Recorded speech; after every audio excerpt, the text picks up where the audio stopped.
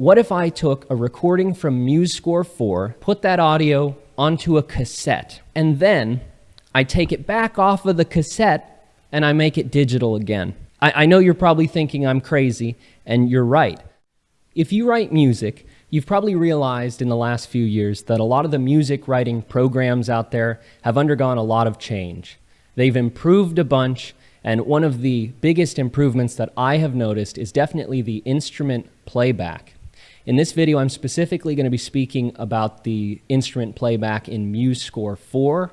I love this program because it's completely free. It runs really well for the most part, and the instrument sounds in the last few years, especially the orchestral sound effects, is what I'm going to be focusing on in this. The sound effects that MuseScore 4 has, I think, are as good as any I've heard out there.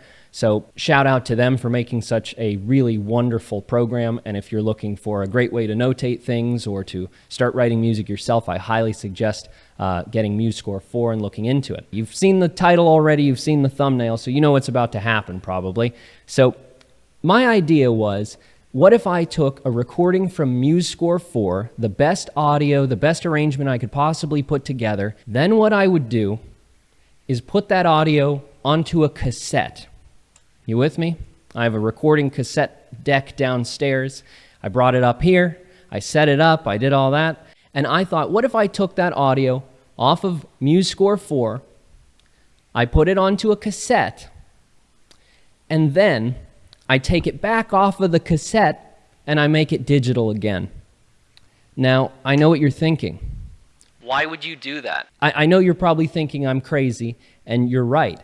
But the real point behind this is a lot of these older formats, such as vinyl records, cassettes, they're sort of getting new life. A lot of people are enjoying these vintage things. They're walking through antique stores. So when you're listening to a record, people like the warmth that comes off of a record as opposed to a CD. And so along those same lines, I thought, well, if MuseScore has such wonderful sound effects, the way they get these sounds is they sample actual musicians. So if you're using the clarinet sound effect, they have a real clarinet player sitting down, playing all through their scales. When you write that clarinet part in your music, you're getting samples of that recording session, essentially, that clarinet player used.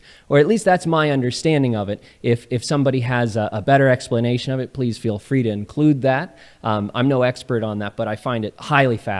Through MuseScore, even though you don't have the time or money or the people at your disposal to get a full orchestra to perform your music, you can still go over to MuseScore and get a really, really good approximation of what it's going to sound like. How wonderful would it be if you sprinkled that sort of vintage warmth that comes off of records and comes off of cassettes, a little bit of the hiss in the background. As odd of an experiment as this is, I thought I would take you along. And so what I'm going to do now is I'm going to play the entirety of this arrangement, which is No Candle Was There and No Fire by Liza Layman. It's a wonderful little sacred tune. I arranged it for a small orchestra, just woodwinds, strings, and French horn, I believe. And so I'm going to play that audio in its entirety for you right now, and I'm going to go back and forth between the original, purely digital audio and then the audio that's been run through the cassette. So we can compare in real time,